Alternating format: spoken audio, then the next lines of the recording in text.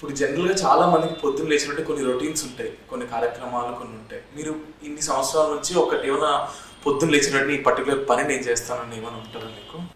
ఏ రోజు కూడా cell phone వచ్చిన తర్వాత చాలా అడ్వాంటేజెస్ ఉన్నాయి. జనరల్గా కొంచెం దైవభక్తి ఎక్కువ నాకు. గుళ్ళకి చిన్నప్పుడు మా మదర్ తీసుకెళ్తున్నాను. ఏ రోజు సోమవారం శివుడిది అంటే శివుడి సుప్రభాతంతో మొదలు పెడతాను. మంగళవారం ఆంజనేయ స్వామి అంటే ఆయన సుప్రభాతంతో మొదలు పెడతాను. అలాగే సూర్యుడికి నమస్కారం, బయటకు వెళ్ళి సూర్యుడికి నమస్కారం పెట్టి అది చూద్దాం పెట్టుకుంటాను. ఆ తర్వాత ఫిట్గా ఉండాలి అంటే బాగా బిజీగా ఉన్నప్పుడు యాక్చువల్గా అదే పెద్ద ఎక్సర్సైజ్ ఉండేది. అంటే అప్పుడు కంఫర్ట్స్ తక్కువ కదా, కంపల్సరీగా ఒకరోజు స్విమ్మింగ్లో ఎక్సర్సైజ్ చేస్తాను. ఒకరోజు పిలాటెస్ అని జిమ్ ట్రైనర్ వచ్చాడు, అది కంపల్సరీ చేస్తాను.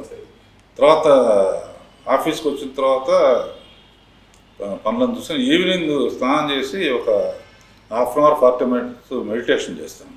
మెడిటేషన్ చేసి ఈ ప్రపంచం తల్లకిందులైనా నా బర్త్డే అయినా కూడా 9:30 పడుకోవస్తుంది. ఎట్టి పరిస్థితులు 9:30 పడుకోవస్తుంది. పొద్దున్న 6కి మధ్యలో లేస్తాను, లేకపోతే 6 వరకు. సో డేని మటుకు చాలా ప్రశాంతంగా ప్లాన్ చేసుకుంటాను. టెన్షన్స్ అవి ఎక్కువ పెట్టుకోను.